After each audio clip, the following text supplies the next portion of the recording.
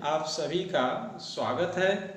प्यारे छात्रों, आज हम सभी लोग ओम के नियम के बारे में पढ़ेंगे। ओम, जैसा कि आप जानते हैं, एक साइंटिस्ट का नाम है और उन्होंने अपने नाम पर ही एक नियम दिया। यहाँ पे आप लोग देख सकते हैं कि PQ एक चालक है जो एक बाह्य स्रोत बैटरी से, जिसका विभव V है, जोड़ा गया है, जिसमें एक स्विच के लगा हुआ है। और जैसे ही चालक के सिरों पर स्विच ऑन करते हैं, चालक के सिरों पर विभवांतर उत्पन्न होता है, उसमें धारा का प्रवाह होने लगता है। तो ओम ने क्या बताया, उनका नियम क्या है? यदि किसी चालक की भौतिक अवस्था जैसे ताप, दाब, आयतन, इसके ताप, दाब और आयतन में कोई परिवर्तन न किया जाए तो चालक के सिरों पर लगाया गया विभवांतर, उसमें बहने वाली धारा का अनुपात नियत होता है। जैसे इन्होंने बताया कि यदि चालक के सिरों पर हम लोग 10 वोल्ट लगा रहे हैं और उसमें बहने वाली धारा अगर 2 एम्पीयर है तो V/I अगर हम लोग करेंगे तो यहाँ पे 2 पाँचे 10, 5 आएगा।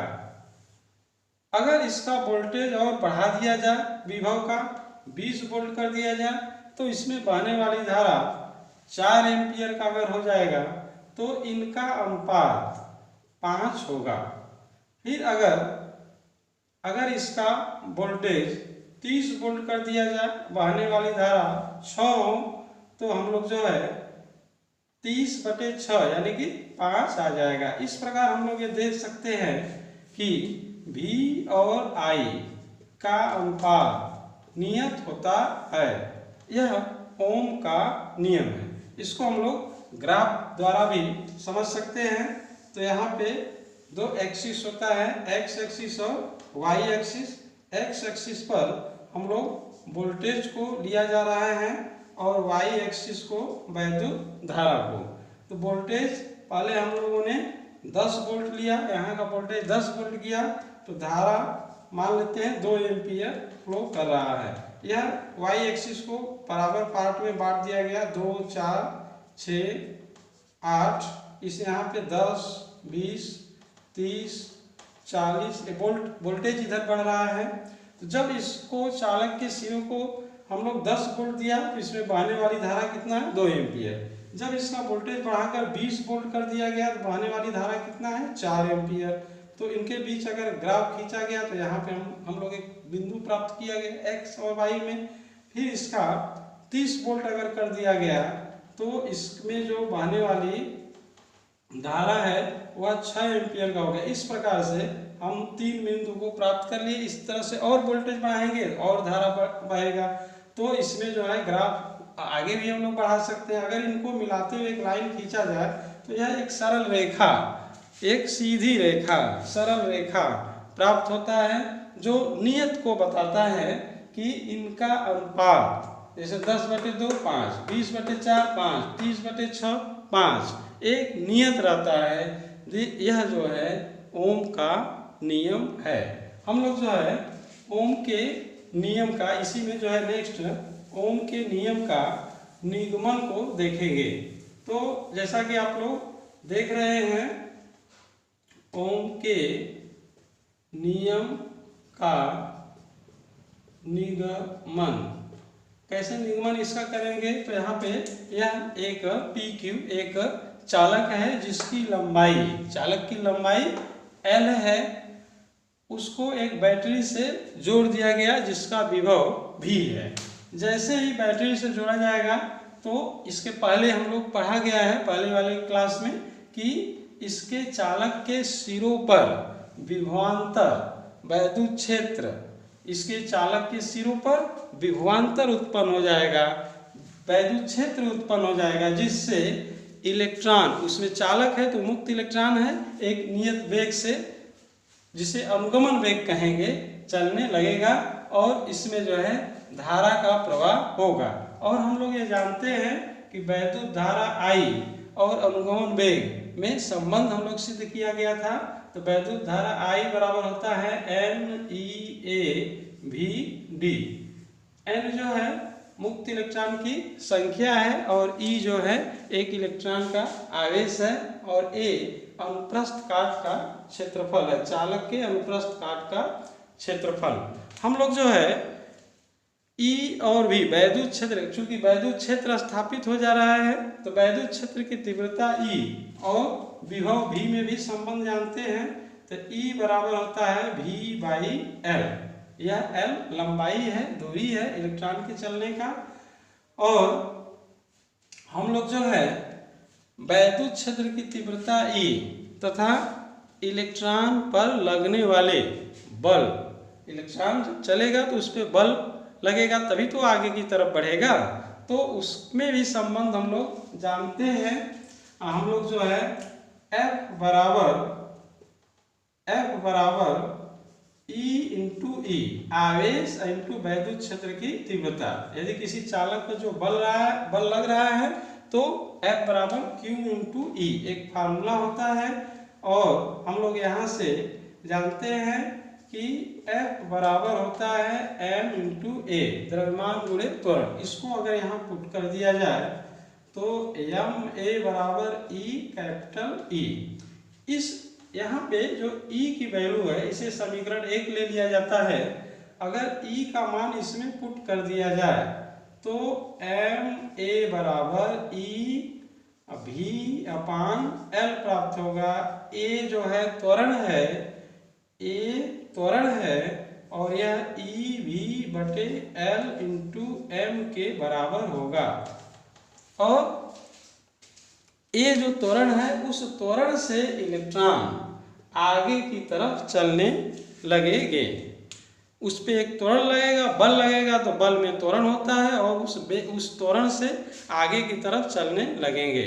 हम लोग जो है यह मान लेते हैं कि माना इस चालक का, इस जो है चालक में जो मुक्त इलेक्ट्रॉन है उसका प्रारंभिक वेग, इस चालक का जो है अगर प्रारंभिक वेग u1 है, इस चालक का वेग प्रारंभिक वेग u है और उसमें जब लगने वाला त्वरण a है तो आगे की तरफ बढ़ेगा, जिसके कारण अगर यह आगे की तरफ बढ़ेगा तो ढेर सारे एटम्स हैं इस चालक में जो एक दूसरे से टकराएंगे।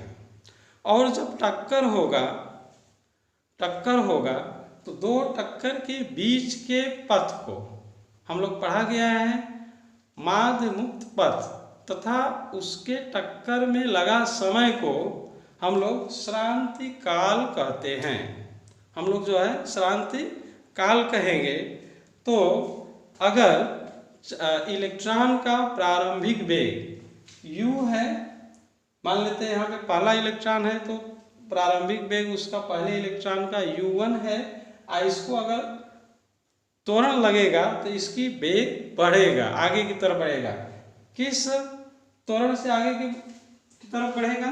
तो हम लोग जानते हैं कि इसमें यह वेग जो प्रारंभिक वेग है उसमें a और श्रांति काल दोनों यह वेग जो है जुड़ जाएगा, क्योंकि हम लोग जानते हैं समय, ऐसे भी हम लोग जान सकते हैं वेग बराबर होता है दूरी बटे समय। तो यहाँ पे दूरी, कितना दूरी चला और उसमें जो समय लगेगा, अब त्वरण हम लोग जानते हैं तो त्वरण बराबर होता है वेग बटे समय। अब यहाँ पे देखिए वेग बराबर क्या आ जाएगा, त्वरण गुणे समय, यह आ गया।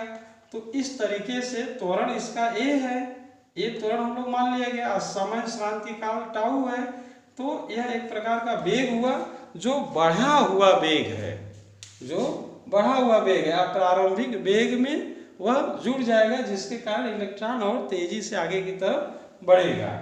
तो इस प्रकार से हम लोग जो है अगर यह देख लिया जाए तो इसका अनुगमन वेग, जिस वेग से वो आगे की तरफ किस वेग से जाएगा तो जो अनुगमन वेग vd होगा वह प्रारंभिक वेग u क्या है, प्रारंभिक वेग u1 प्लस a टाउ हो जाएगा, इतना बढ़ जाएगा। टाउ अगर शांतिकाल है तो पहला जो है टाउ 1 हो जाएगा यहाँ पे।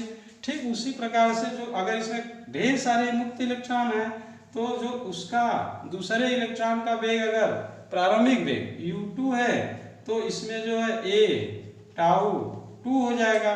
ठीक इसी प्रकार से इसमें ढेर सारे हैं मुक्त इलेक्ट्रॉन इस चालक में जो आगे की तरफ अनुगमन वेग vd से बढ़ते जाएंगे। अगर n इलेक्ट्रॉन है तो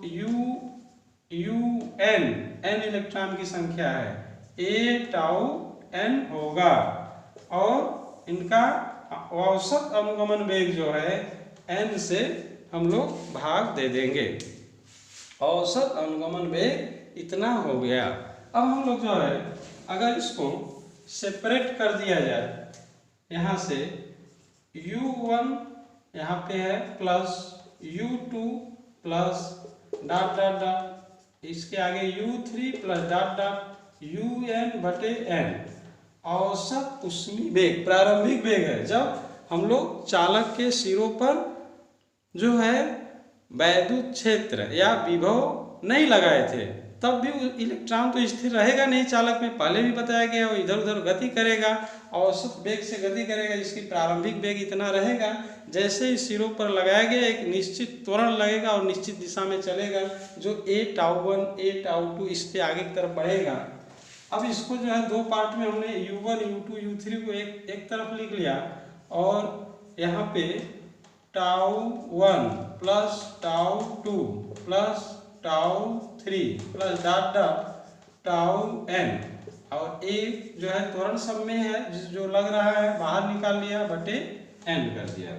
अब यहाँ पे आप लोग यह देख सकते हैं कि जो औसत ऊष्मीय वेग होगा इनका, यह u1 plus u2 plus u3 plus un, यह क्या है, औसत ऊष्मीय वेग। औसत ऊष्मीय वेग कब का है, जब त्वरण नहीं लगा था, वैद्युत क्षेत्र नहीं लगाए थे। यह u1 plus u2 plus dot dot बटे n यह 0 होता है, तो यह शून्य हो जाएगा। औसत ऊष्मीय वेग जो है इनका शून्य हो जाएगा और बचेगा क्या, vd बराबर हो गया यह tau 1 tau 2 tau 3 tau n upon n into a। यह औसत ऊष्मीय यह अनुगमन वेग आ गया। अब जस्ट इसके बाद जो है हम लोग इसके a की वैल्यू को पुट कर दिया जाता है इसमें, तो यहाँ पे निकल जाएगा यह vd बराबर इनका जो औसत वेग है, अगर हम औसत यह टाउ श्रांति काल है तो औसत श्रांति काल को टाउ अगर मान लें, टाउ यह औसत श्रांति काल है तो इंटू a की वैल्यू समीकरण 2 से हम रख दें तो EV बटे L इंटू m होगा। vd का मान टाउ जो श्रांति काल है, औसत श्रांति काल यह इसका EV a का वैल्यू हमने समीकरण 2 से यहाँ पे रख दिया। vd बराबर टाउ EV बटे L इंटू m प्राप्त हो गया। हम लोग जो है इसके पहले एक फार्मूला पढ़ा गया था समीकरण नंबर 1 में vd का मान पुट करने पर, तो पुट कर दिया जाए तो I बराबर m e a, अब vd का मान यहाँ पे पुट कर रहे हैं तो टाउ EV बटे L इंटू m होगा। v i को एक तरफ कर दे बाकी को एक तरफ तो प्राप्त होता है v बटे i। v यहाँ है, i को इधर ले गए बाकी इधर ट्रांसफर हो गया तो एल एम अपान एन ई 2 बार है, ई स्क्वायर ए इंटू टाउ प्राप्त हो गया। एल जो है चालक तार की क्या था, लंबाई था। एम जो है एम जो है द्रव्यमान है जो फिक्स है, लंबाई क्या है, निश्चित है, वो बढ़ना घटना नहीं। एन मुक्त इलेक्ट्रॉन की संख्या है, ए आवेश है, अनुप्रस्थ काट का क्षेत्रफल है, और टाउ श्रांति का जो एक नियतांक को दर्शाता है, एक नियत मान है, इसलिए V/I बराबर R। यह ओम के नियम का निगमन प्राप्त हुआ। यहाँ पे यह एक कांस्टेंट है। धन्यवाद।